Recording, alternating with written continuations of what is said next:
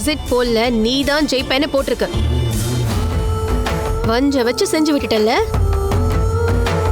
Exit போல்ல வரதுதான் ரிசல்ட்னா போன எலெக்ஷன்லயே அத்தை MLA ஆயிருக்கணுமேக்கா.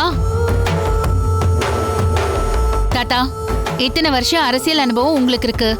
நீங்க கூட எக்ஸிட் போல் ரிசல்ட்டை பார்த்து இப்படி கவலையா இருக்கிறது தான் எனக்கு ஆச்சரியமா இருக்கு. எக்ஸிட் போல்ல டெபாசிட்டே வாங்க மாட்டாங்கன்னு கணிச்சு சொன்னவங்க கூட ஆனா 1 லட்சம் ஓட்டு வித்தியாசத்துல அவங்க ஜெயிச்சிருக்காங்க. அந்த கதையெல்லாம் நம்ம பார்த்திருக்கோம்ல தாத்தா. முதல்ல அவங்க ஆபீஸை விட்டு வெளியே வந்து சர்வே பண்ணாங்களானே தெரியல. சும்மா பத்திரிக்கை வியாபாரத்துக்காக குத்து மதிப்பா சோஷியல் நெட்வொர்க்ல வர ஃபீட்பேக்கை வச்சு சும்மா போட்டிருப்பாங்க. அதெல்லாம் சீரியஸா யாரும் எடுத்துக்காதீங்க. 4ஆம் தேதி ரிசல்ட் வரப்போகுது. அன்னைக்கு பாருங்க, நான் சொன்ன மாதிரி நீங்க எல்லாரும் சந்தோஷப்படுற மாதிரியான ரிசல்ட் தான் வரும். எலெக்ஷன் விஷயமா நீங்க எல்லாரும் அலைஞ்சு தெரிஞ்சு வந்திருப்பீங்க. எல்லாரும் போய் ரெஸ்ட் எடுங்க. எனக்குமே டயர்டா இருக்கு.